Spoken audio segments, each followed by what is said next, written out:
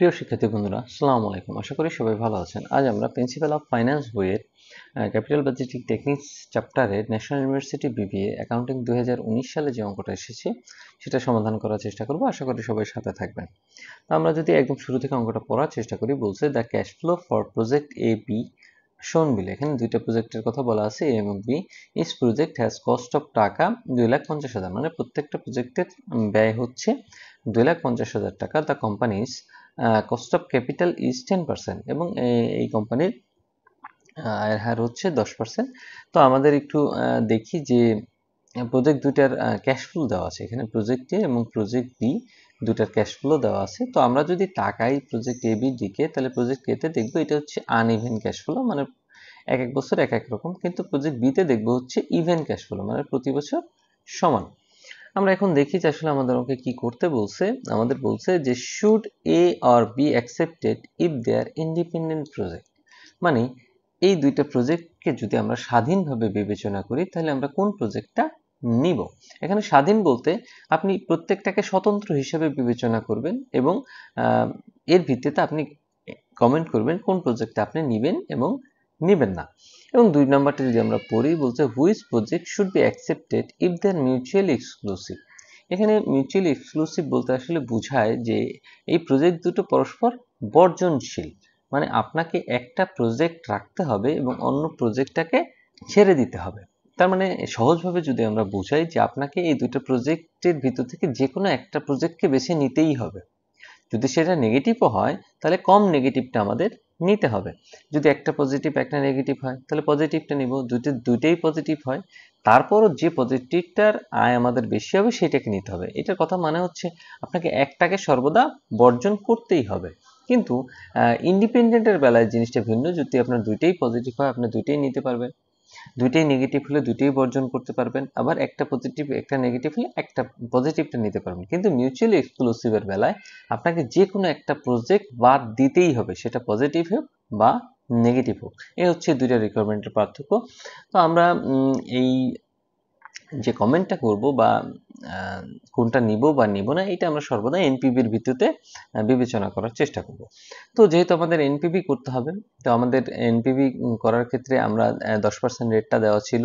তো আমরা একটু এনপিভি করার চেষ্টা করি। যেহেতু এই অঙ্কে কোনো ট্যাক্স রেট নেই, আমরা যদি প্রজেক্ট এ দিয়ে শুরু করি তাহলে ট্যাক্স রেট না থাকলে আসলে সিএফএটি আছে, আর সিএফএটি থাকলে হচ্ছে আমাদের এনপিভি করতে 2 ঘর লাগে, ডিসকাউন্ট ফ্যাক্টর এবং পিভি। আর ইআর আর সিএফএটি তো আমাদের দেওয়াই থাকে। তাহলে ইআর আর সিএফএটি দেওয়া আছে, শুধুমাত্র 2 ঘর হবে। তাহলে এই অঙ্কটা করতে আসলে 4 ঘর হলে আমাদের অঙ্কটা সমাধান করা যায়।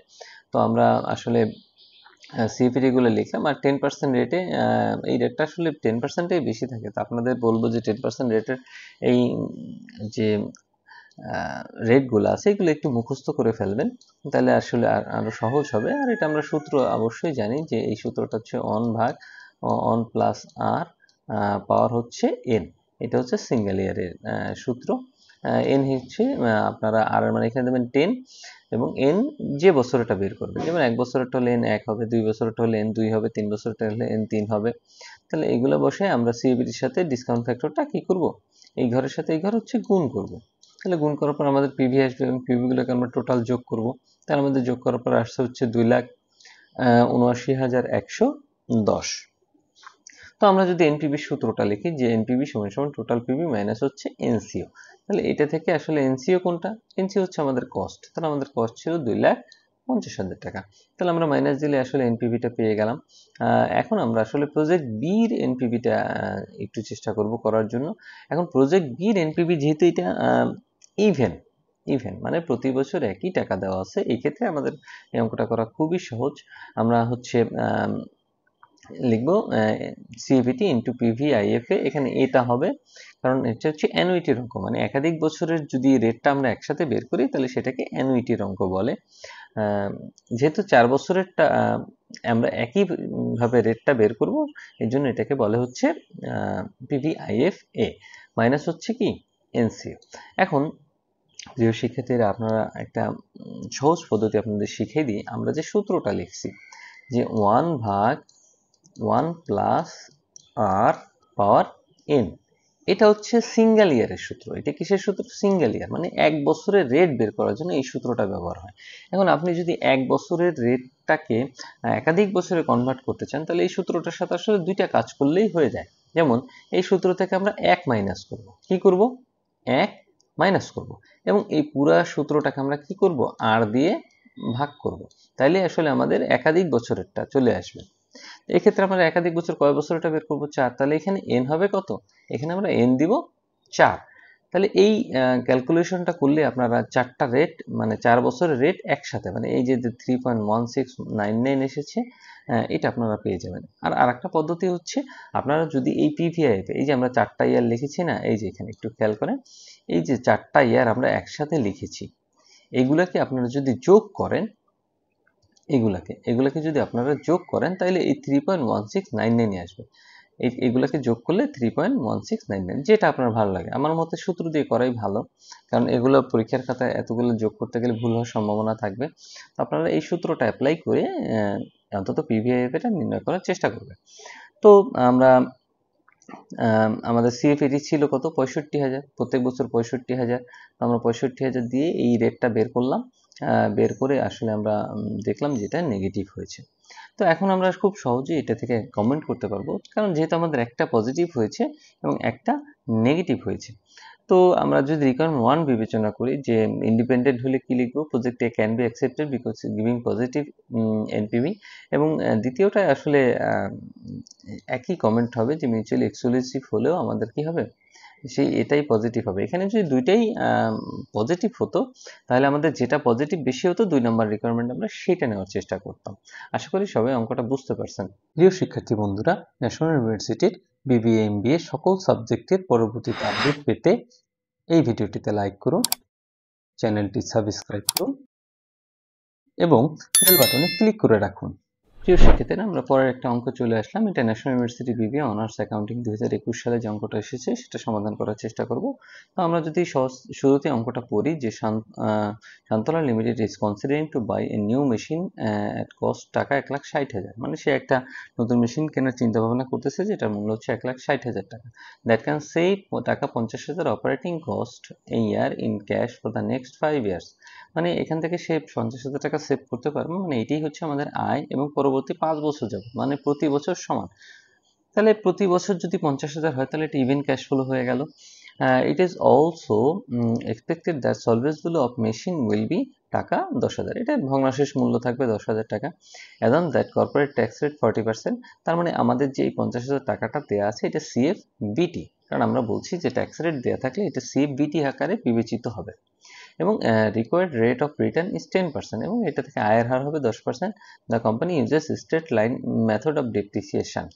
তাহলে আমরা দেখলাম যে এই অঙ্কটা কি কি তথ্য দেওয়া আছে। রিকোয়ার্ডে দেখব কি, পেব্যাক পিরিয়ড করতে বলছে, এনপিভি করতে বলছে, does the company buy the machine based on, মানে আমাদের কমেন্ট করতে বলছে আসলে, যে এনপিভি বিবেচনা করে আমরা এই প্রজেক্টটা নিব কি নিব না, এবং 4 নম্বরে বলছে প্রফিটেবিলিটি ইন্ডেক্স করতে। এখন আমাদের আসলে ঘর কয়টা হবে? তো আমাদের ঘর, যেহেতু ইভেনের অঙ্ক, আমাদের সিএফ80 থেকে সিবিটি পর্যন্ত যেতে আসলে কয় ঘর লাগে? সিবিটি থেকে সিএফ80 পর্যন্ত যেতে আমাদের লাগে হচ্ছে 7 ঘর। আর পেব্যাক পিরিয়ডের জন্য আনইভেন হলে 1 ঘর বেশি নিতাম, মানে সিএফ80 হতো। এখন ইভেনের থাকার কারণে আসলে পেব্যাক পিরিয়ড করার জন্য এক্সট্রা কোনো ঘরের প্রয়োজন নেই। তাহলে আমাদের সিএফবিটি থেকে সিএফ80 পর্যন্ত যেতে লাগবে 7 ঘর, এবং এনপিভির জন্য লাগবে 2 ঘর। তার মানে এই অঙ্কটা করার ক্ষেত্রে আমরা যদি 9টা ঘর কাটি, তাহলে আমাদের এই অঙ্কটা সহজে সমাধান করতে পারবো। তো 9টা ঘর কাটার আগে শুরুতে আমাদের আসলে ডেপ্রিসিয়েশনটা নির্ণয় করতে হবে, কারণ ডেপ্রিসিয়েশন ছাড়া অঙ্ক করা সম্ভব নয়। তাহলে আমরা ডেপ্রিসিয়েশন সূত্র জানি, যে depreciation cost minus salvage value project life. তাহলে কস্ট ছিল কত? 1,60,000 টাকা, এবং সলভেন্স ভ্যালু 10,000, বাদ দিলে আমাদের আসলে 30,000 টাকা ডেপ্রিসিয়েশন আছে। তো আমাদের ঘরটা করি, 1 2 3 4 5 6 7 8 9, এটার প্রয়োজন নেই। এটা আসলে এই ঘরটা এখানে বাদ দিয়ে আপনার এই টাকাটা যদি এখানেও বাদ দিয়ে দেন, যে 1,65,423, সেটাও হবে। তাহলে এই ঘরটার প্রয়োজন নেই। আমরা আসলে 9টা ঘর হলেই আমরা অঙ্কটা সমাধান করতে পারবো। তো আমরা যদি দেখি যে ইয়ার হচ্ছে 1 থেকে 5 বছর, কেন হবে? কারণ 5 বছরটা আমরা একসাথে প্রতি বছর 50,000, তাহলে আমরা দিলাম সিপিটি 50,000, ডেপ্রিসিয়েশন 30,000, এটা থেকে এটা বাদ দিলে হয় 20,000, এবং এটা ট্যাক্স রেট, আমাদের ট্যাক্স রেট অঙ্কে ছিল হচ্ছে 40%, তো আমরা ট্যাক্স রেট বাদ দিলাম। তাহলে ইবিটির উপর ট্যাক্স দিলে হয় 8,000, এবং 20,000 থেকে 8,000 বাদ দিলে হয় 12,000, এবং এই 12,000-এর সাথে আমরা আবার কি করব, আমরা আবার ডেপ্রিসিয়েশন যোগ করব সিএফিটি নির্ণয় করার ক্ষেত্রে। তো আমাদের সিএফিটি হয়ে গেল। এরপর আমাদের সেল ডিসকাউন্ট ফ্যাক্টর হবে, ডিসকাউন্ট ফ্যাক্টর 10%। এখন যেহেতু ইভেনের অঙ্ক, আমাদের 5 বছরটা একসাথে করতে হবে, তাহলে কিভাবে করব? তাহলে আমরা প্রথম সিঙ্গেল ইয়ারের সূত্রটা লিখব, যে সিঙ্গেল ইয়ারের সূত্র হচ্ছে এইটা, মানে সিঙ্গেল 1 বছরেরটা বের করার জন্য এটা হয়। এই সূত্রের সাথে যদি আমরা দুটা কাজ করি, তাহলে আমাদের আসলে মাল্টি ইয়ারের সূত্র বা অ্যানুইটির সূত্র হবে। মানে এই সূত্র থেকে যদি আমরা 1 মাইনাস করি এবং পুরো সূত্রকে যদি আমরা 8 দ্বারা ভাগ করি, তাহলে আসলে একাধিক বছর এটা বের হয়ে যাবে। তাহলে n আমরা এখানে দেব 5 এবং আর এক জায়গায় দেব হচ্ছে 10। এটা ক্যালকুলেটরে আপনারা সমাধান করার চেষ্টা করবেন, তাহলে আরো সহজে বুঝতে পারবেন। তো ক্যালকুলেটরে সমাধান করলে আপনাদের আসলে এই রেটটাই আসবে, 3.7908। তাহলে আমরা সিএপিটির সাথে এটাকে কি করব, এটাকে গুণ করলাম। তো গুণ করার পরে আমাদের পিভি আসলো 1,59,214। এরপর আমাদের যে সলভেজগুলো আছে, এটাকে আমাদের পঞ্চম বছরে নিতে হবে। আমরা জানি যে সলভেজগুলো এবং ওয়ার্কিং ক্যাপিটাল থাকলে এটা শেষের বছর দেখাতে হয়, যেহেতু আমাদের অঙ্কের সলভেজগুলো ছিল আমাদের পঞ্চম বছর, আমরা সলভেজগুলো সিএপিটির ঘরে লিখব 10,000। এখন এটা তো শুধু সিঙ্গেল ইয়ার, তার মানে এখানে রেট হবে কি, এখানে রেট হবে শুধুমাত্র পঞ্চম বছরেরটাই। তাহলে আমাদের কি করতে হবে, পঞ্চম বছরটা বের করতে হলে আমরা তো পুরো সূত্র দিয়ে করতে পারবো না, পারবো? আমাদের সাথে সিঙ্গেল ইয়ারের সূত্র লাগবে, মানে এই যে এটা, এই যে সিঙ্গেল ইয়ার। এখানে আমরা শুধু 5 দিব, এখানে কত দিব 5, আর আর এর মান 0.10ই থাকবে। তাহলে আমরা দেখবেন যে এই রেটটা চলে এসেছে। তো আমাদের এটি দিয়ে যদি আমরা গুণ করি, তাহলে আসলে আমাদের 6,209 হয়, এবং এটার সাথে যোগ করলে আমাদের এই ব্যালেন্সটা হবে 1,65,423।